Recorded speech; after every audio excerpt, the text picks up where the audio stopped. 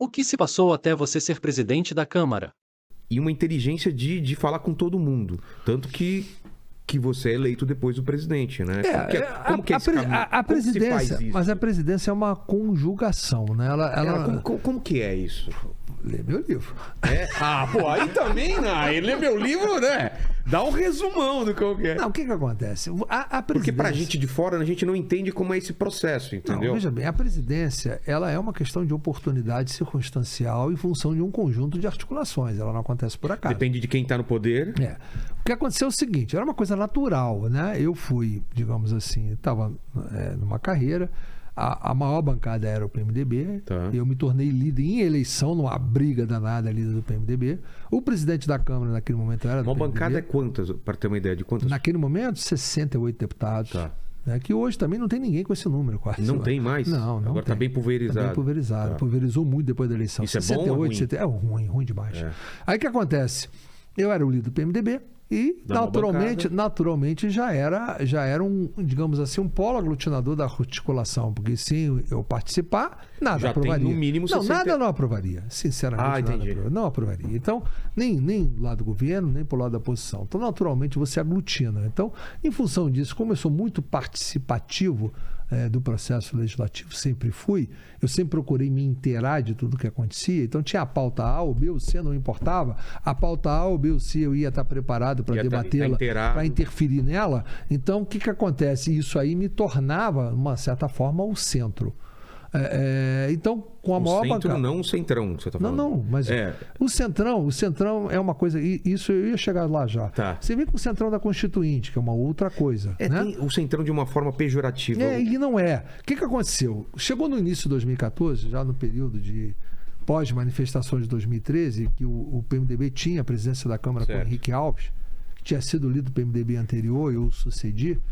Então, ele não ia ser mais candidato a deputado, ele ia candidato ao governo do Estado. Então, era coisa natural que eu herdasse o espaço, porque ele teria direito à reeleição. Se ele tivesse continuado, tivesse direito à reeleição, eu não disputaria. Porque seria uma afronta, não há essa possibilidade, não faria isso. Então, como ele me comunicou, eu vou ser candidato a governador, vou sair, está aí o espaço, ou você ocupa. Aí nós pegamos e montamos um bloco de partidos naquele momento. Que nós chamamos de blocão naquele momento. E esse bloco tinha também os partidos de oposição, porque havia uma insatisfação muito grande com o PT. O PT estava, naquele momento, eu falo dentro do Congresso, os parlamentares do PT do Congresso estavam tomando todos os espaços. O que acontece? Eu vou te dar um exemplo clássico. Você tem um município aqui de 30 mil habitantes. Aí você tem um deputado que é o mais votado aqui, que é do Partido A. O cara do PT estava entrando nesse município com a máquina do governo federal e tentando tomar os votos do cara que estava lá. Isso acontecia em quase todos os lugares do Brasil. Estava todo mundo percebendo que o PT ia dominar tudo. Estava querendo dominar a máquina. E tirando o mandato deles. É o que ia acontecer. Claro. Então, qual era a reação? Bom, vamos reunir. E essa reunião se deu em torno de quem? Sob a minha liderança. E aí a gente passou a montar um bloco de partidos, isso em 2014. E aí nós passamos a dominar. 2014... Quando que acontece as manifestações? Não, foi 2013. 2013, né? Já nas manifestações, rua, porque as manifestações era uma discussão sobre a representatividade do Brasil. Exato. Era a crise de representatividade. E a Dilma resolveu reagir a crime, sabe fazendo o quê? Mandando proposta de emenda constitucional para fazer o voto em lista. O quê?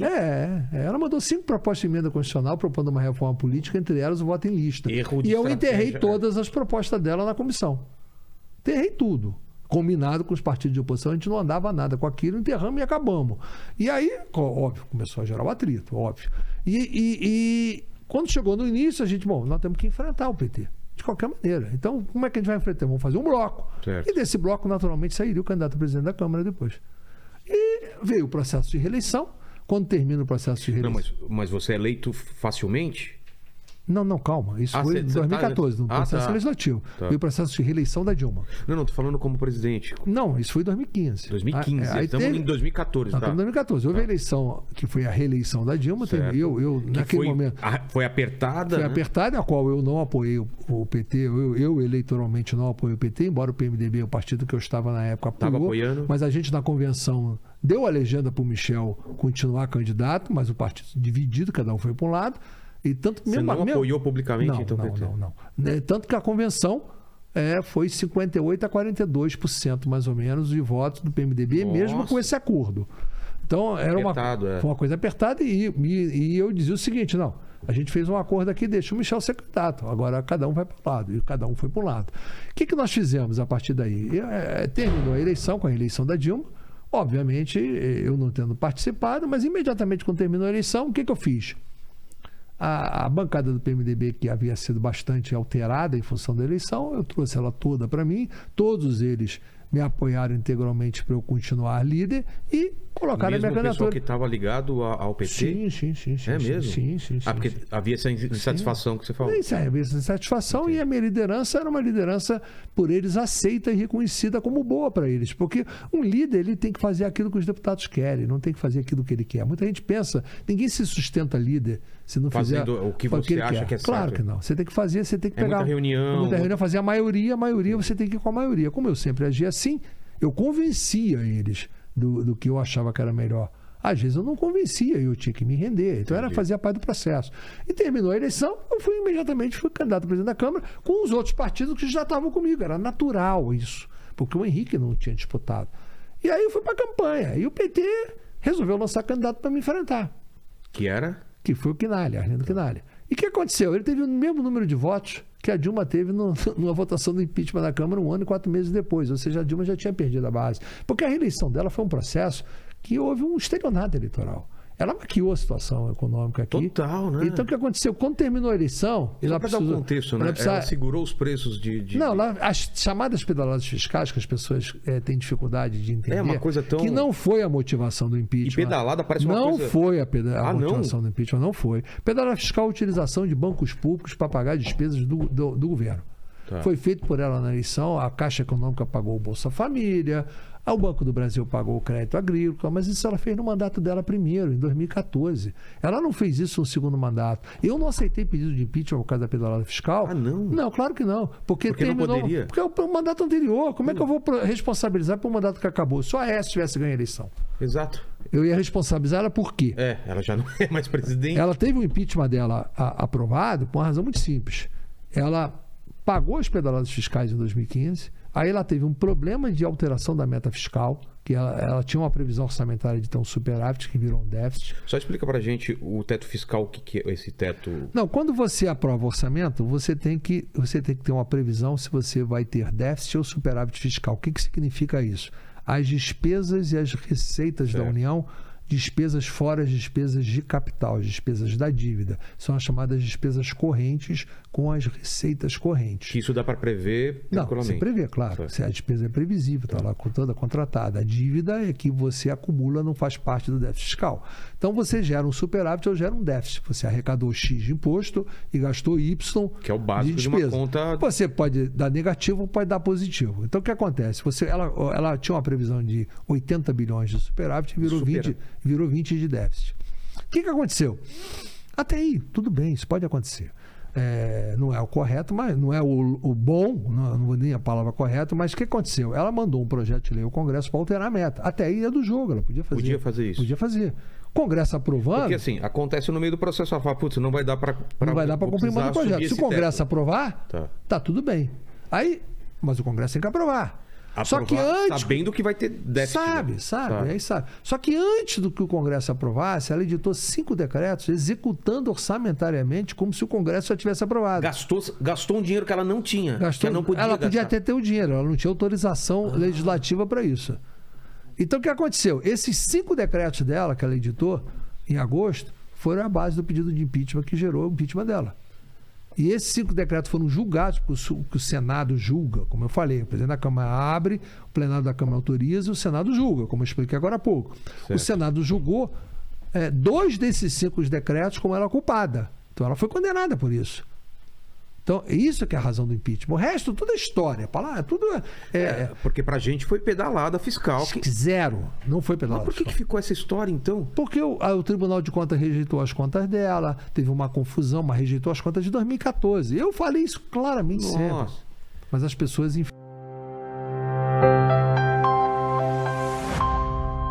Então deixa eu entender.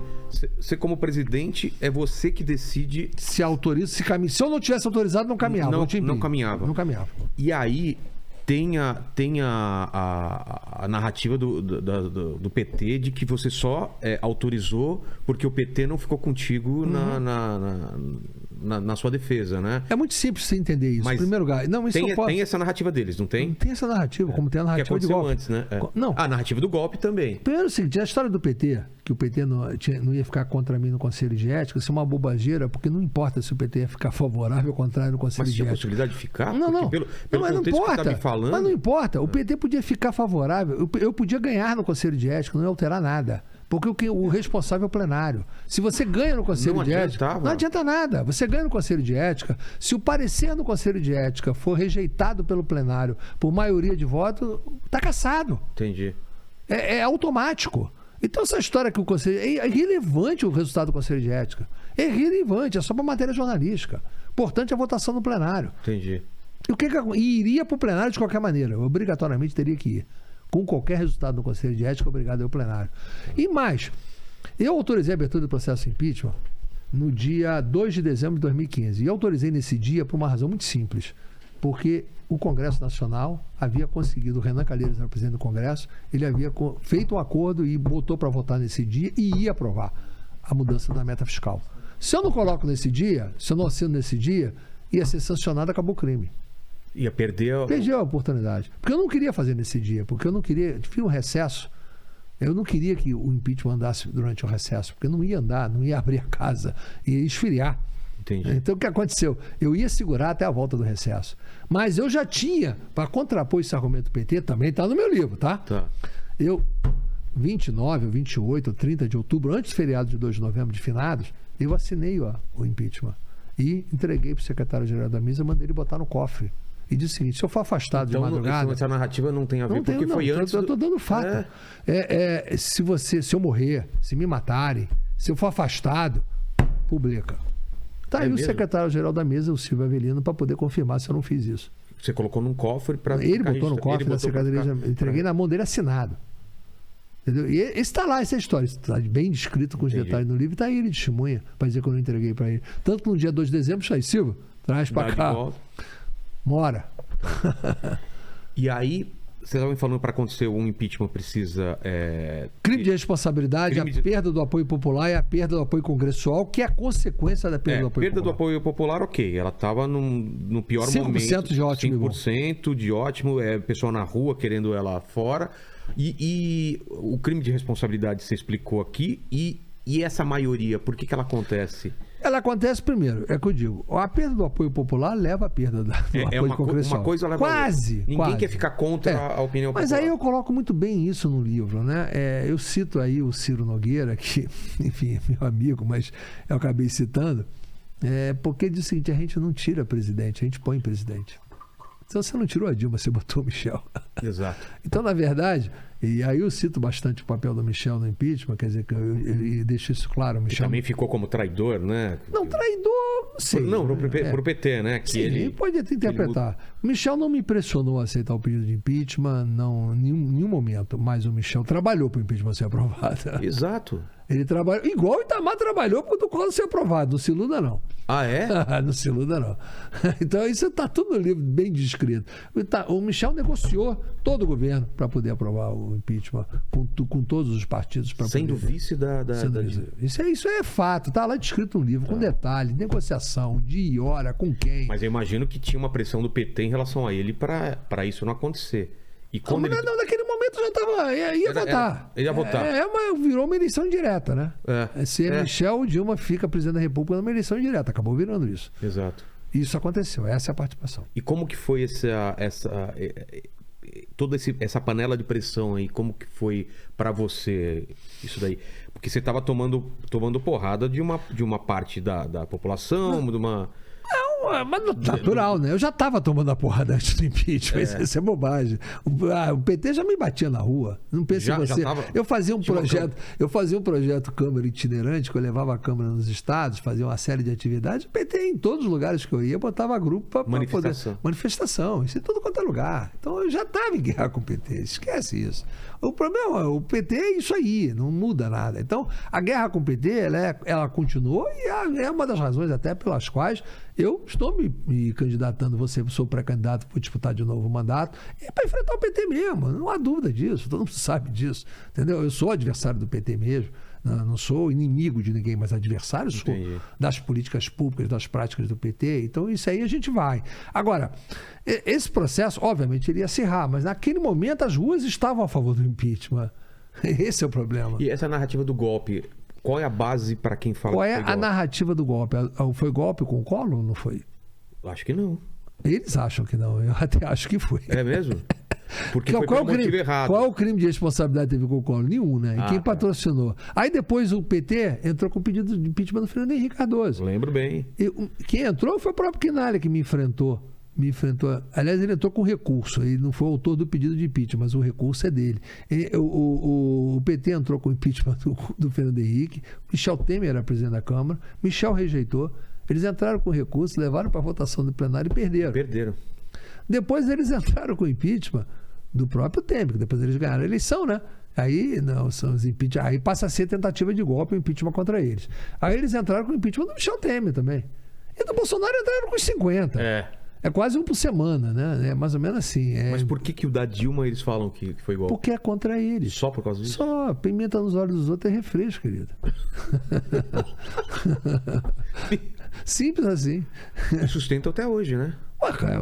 É narrativa, eu sou golpista, o Michel é golpista. Exato. É como ele sustenta uma história absolutamente fantástica, dizendo o seguinte, que eu fiz pauta-bomba para poder inviabilizar o governo da Dilma. Aí outro dia tem um negócio... O que é uma pauta-bomba? Pauta-bomba é aquela que vai dar despesa pública, aumentar a despesa pública pela pauta do Congresso. Quem fez isso foi o Rodrigo Maia. Aumento de salário, por exemplo. Ah, tá. Aí você onera o tesouro. Tá.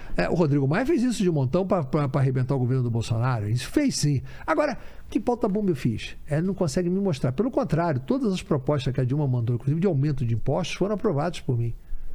O que acontece? Porque ela não tinha a maioria. Então, às vezes, ela mandava uma proposta, entrava com destaque e perdia em plenário, não tinha jeito, ela era obrigada a vetar alguma coisa. Isso acontecia. Agora, teve uma série escrita, impressionante isso, né? Que as pessoas às vezes não têm memória e não vão no detalhe.